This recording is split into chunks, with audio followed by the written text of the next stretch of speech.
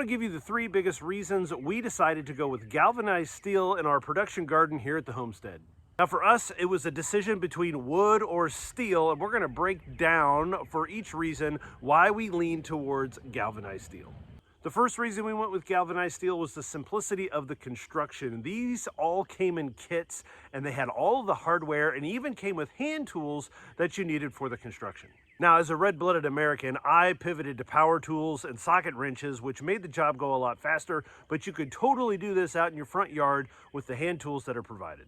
There was no planning other than the spacing and counting of how many of what size beds we needed. For the wood, either cedar or pressure treated wood, we would have had to done a lot more math. I would have had to figure out how many feet of board I would have needed, how many feet of corners I would have needed, either 4x4s or 2x2s, depending on the size boards you want to use, right? And then I would have had to make sure I had exterior screws, which would have required a power drill for sure. So if you're short on power tools, a galvanized steel raised bed kit is probably the way to go for you.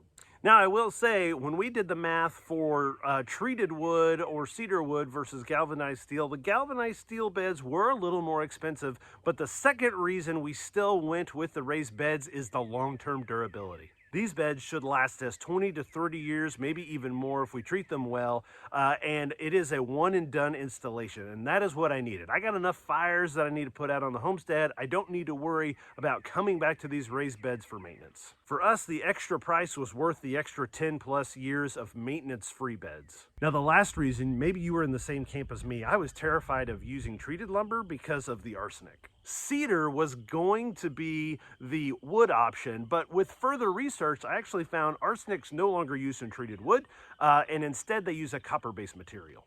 Now, if you're thinking, copper, isn't that in like stump killer and things like that? Yes, in much higher concentrations, but I was still a little leery myself, and that was the tiebreaker between wood and galvanized steel for us, and our ultimate reason why we went with this setup. However, there have been lots of studies done on the leaching of treated lumber, so I'm going to give it some credit. Despite the fact that the wood is porous, the copper will leach into your soil. The copper leaching can be minimal, and it is typically within just a few inches of the treated lumber itself. Other studies have also shown that with the zinc coating of the galvanized steel, not only is there minimal to no leaching in neutral soil, which is pretty common for garden soil, but the leaching acceptability range for zinc compared to copper is much larger. So with easier installation, longer durability, and the minimal to non-existent leaching coming from the galvanized steel beds, it was a win-win-win for us, and we're super excited to use these in our garden this year.